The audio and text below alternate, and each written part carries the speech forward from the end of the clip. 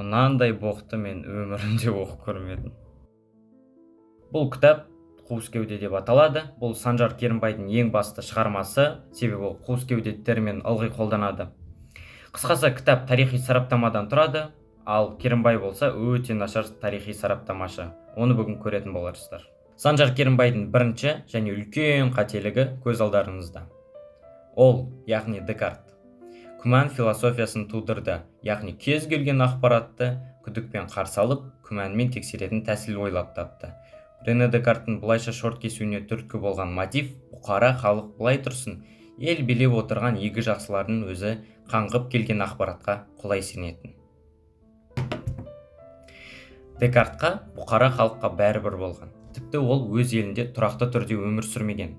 Декарт бұл 17 ғасырдың философы, эпистемологы, яғни ол танымды зерттеген болатын. Оның басты еңбегі күмәндана алмайтын ақиқат табу болатын. Яғни біз көзімізге, құлағымызға, ой жасамымызға бәріне күмәндана аламыз. Сонда біз қай затқа күмәндана алмай ақиқат деп санасақ болады. Ол соңында қорытындыға келеді. Мен ойлаймын, демек бармын. Бәріңіз естіген cogito ergo sum. Cogito ergo sum. I think, therefore I am. Ал енді ойланыңыздар, бұның саясат пен қоғамнан қаншалықты алыс екен.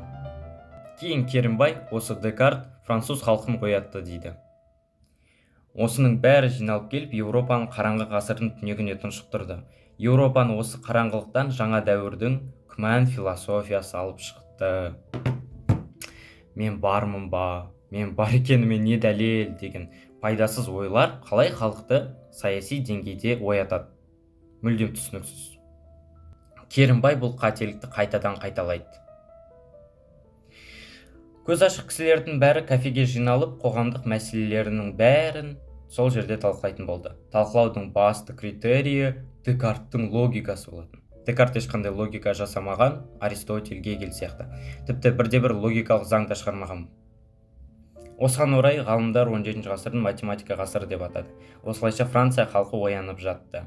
Олар үшін талқыланбайтын тақырып қалған жоқ. Бұған дейін тыйым салынған немесе сұрақ қойылмайтын алаңның бәрін логикамен ақтарып төңкере беретін болды. Мысалы, осыған дейін Ақсүйек әулетіне ешкім қарсы келмейтін. Олар салық төлеуден толық босатылған. Жаңа байыған буржуйлар оларға қарап, сенің менен қай жерің артық? Не үшін салық төлемейсің дегендей сұрақтар қоя бастады.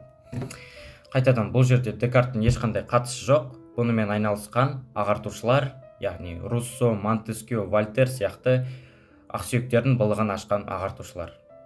Осымен Декарт тақырыбы бітті. Ал енді Санжар Керімбай биология жайлы. Сіздер осы ойлаған шығарсыздар, иә? Дарвин өзінің теориясын көптеген саяхаттарының деректерін жинап, көптеген биологтардың еңбектерін жүйелеп шығарды деп. Ал Санжар Керімбай сіздерге көбірек айтады.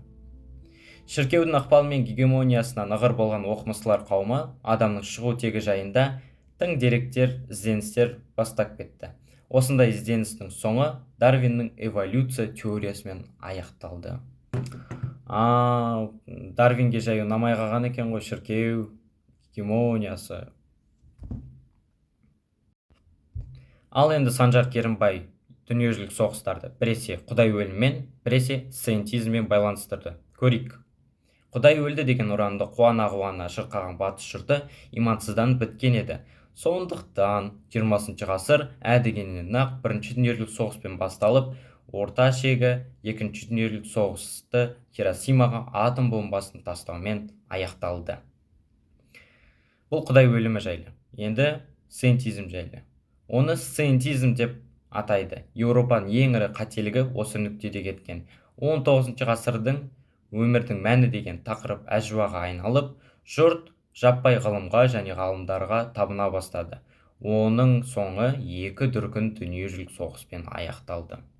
Ал енді осы сөздердің қайсына сенеміз? Ешқайсына сенбейміз. Себебі дүниежүзілік соғыстар міндетті болатын. Себебі ұлы географиялық ашулардан кейін бірнеше ғасыр колониялар үшін таластан кейін тіпті бүткіл король, әулие, әкей болса да дүниежүзілік соғыс міндетті түрде болатын еді. Видео ұнаса лайк басыңдар, ұнамаса комментарий неге екенін жазыңдар. Қош, сау болыңдар.